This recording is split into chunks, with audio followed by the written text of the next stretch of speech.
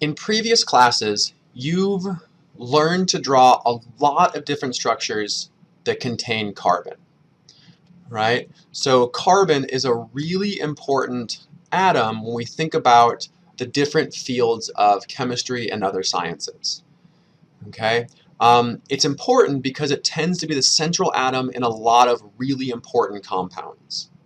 So in this video, and really this unit, what we're going to be looking at is some convenient ways of drawing the structures of complicated carbon-containing compounds, and then thinking about some of the functional groups that are added to these carbon chains that give them function. Okay, let's start off with a definition. Any compound that contains primarily carbon and hydrogen are called hydrocarbons. Okay, the name is very appropriate, right? We have hydrogen and we have carbon. So things that contain exclusively carbon and hydrogen are called hydrocarbons. Okay, the easiest example of a hydrocarbon would be methane. Methane is CH4, which we know has a Lewis structure of a central carbon with 4 hydrogens surrounding it. Right? This is a hydrocarbon.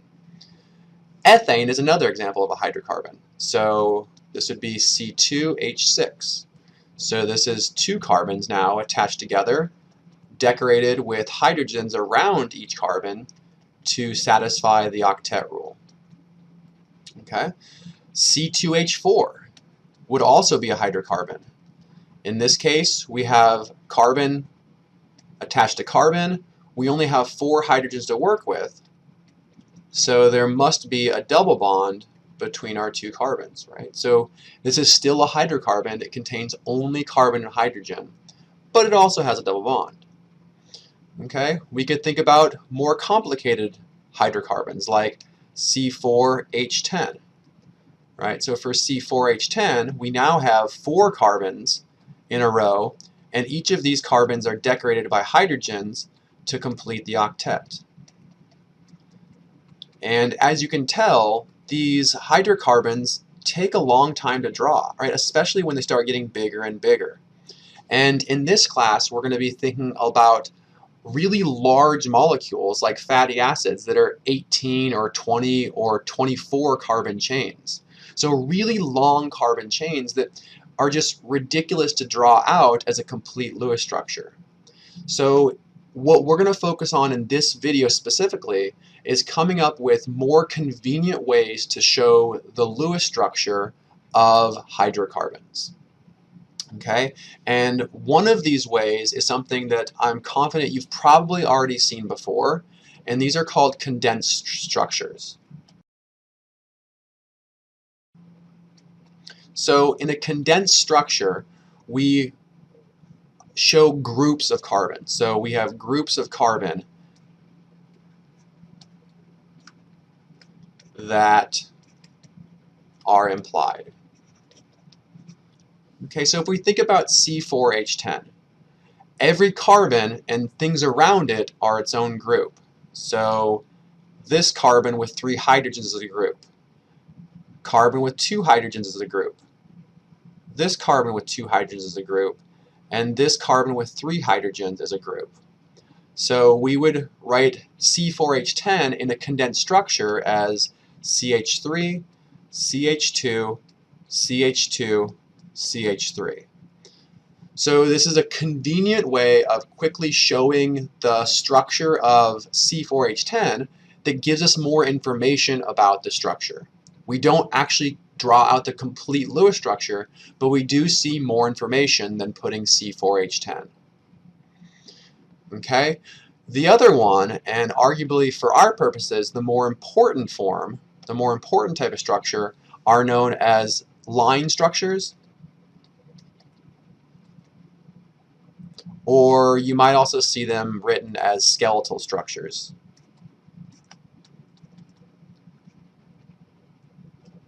Okay? They're called line or skeleton structures because they show essentially all you need to know about the compound in the simplest form possible. Okay, so what we're going to do is we're going to draw a line structure of C4H10. Okay?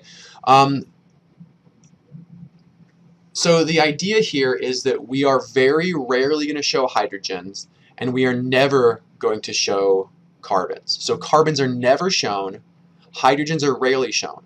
Hydrogens attached to carbon are not shown.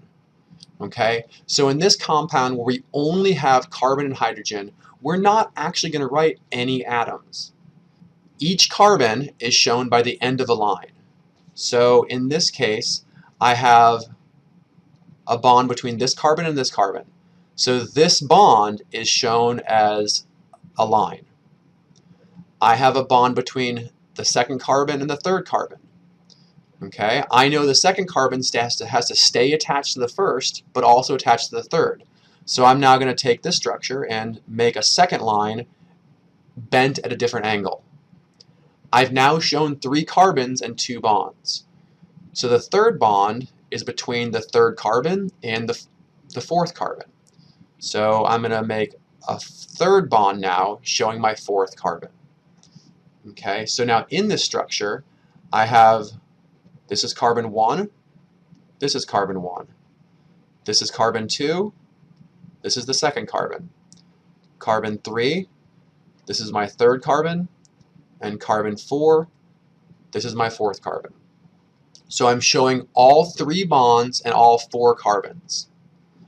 You'll note that I'm not actually writing out the atoms, and I'm not showing any hydrogens in any way.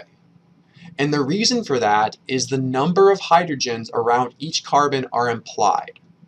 Okay? So this first carbon right here must have 3 hydrogens bonded to it. Right? And it has to have 3 hydrogens because it only has one single bond with another carbon. So it must be carbon attached to carbon. It must have 3 hydrogens around it. This second carbon is now bonded to 2 carbons, right? So 1 carbon, 2 carbons. So to complete the octet, it must be bonded to 2 hydrogens. Same thing goes for our third carbon.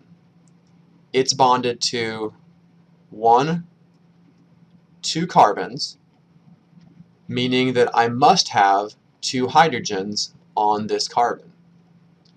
And finally, my fourth carbon is only attached to 1 carbon, so the octet is completed with hydrogens. Let's think about another compound. This is going to be one that contains a double bond. So what if we have CH3, CH, CH, CH3? If you draw out the Lewis structure for this, the complete Lewis structure, what you'll see is that there has to be a double bond between the second carbon and the third carbon. So when we convert this into a skeletal structure, then this double bond needs to be shown. Okay, so let's have a look at this. So I have 1 bond, 2 bonds, 3 bonds, right? So 3 bonds, 4 carbons. So the core line structure is going to look very similar to what we had above. But now in this case, we need to show that double bond between carbon 2 and carbon 3, and we do so by putting a double bond. So this is the complete and correct skeletal structure or line structure for this compound CH3, CH, CH, CH3. Okay, let's try one more.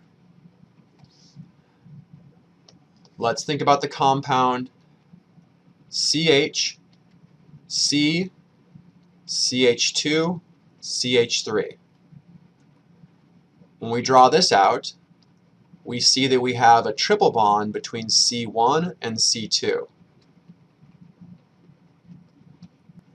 Okay, so now in our line structure, we still have 4 carbon atoms, we have 3 bonds, but now in this case my first bond needs to be a triple. Okay, so I have a single bond, a double bond, a triple bond. And I finish it up by putting in the other 2 carbons. So I have carbon 1 carbon 2, carbon 3, carbon 4. The triple bond between carbon 1 and carbon 2 is shown. We don't show the number of hydrogens because that's implied by the octet rule. So let's go ahead and see one more of these working backwards, and then in the next video we'll think about how this changes when we have atoms other than carbon and hydrogen. Okay, so let's think about this structure right here. We want to convert this structure into a Lewis structure. Alright, so what we're going to recognize first is that we have 1, 2, 3, 4, a 5 carbon chain with a 6th carbon coming up off of carbon 2. We have 1, 2, 3, 4, 5 carbons with a 6th carbon coming up off of the 2nd carbon. We have a double bond between C2 and C3, so let's put our double bond in here. And now we need to fill in hydrogens. This first carbon only has 1 bond, so we have to have 3 carbons. This middle carbon already has an octet, so we have no hydrogens. This one needs 3 hydrogens. I need 1 hydrogen, 2, and 3. Okay, so you'll need to be comfortable drawing line structures from condensed structures and also converting a line structure to a Lewis structure or a condensed structure. Okay, so in the next video we will explore how to draw these line structures when we have what are called heteroatoms, which is any atom other than carbon and hydrogen.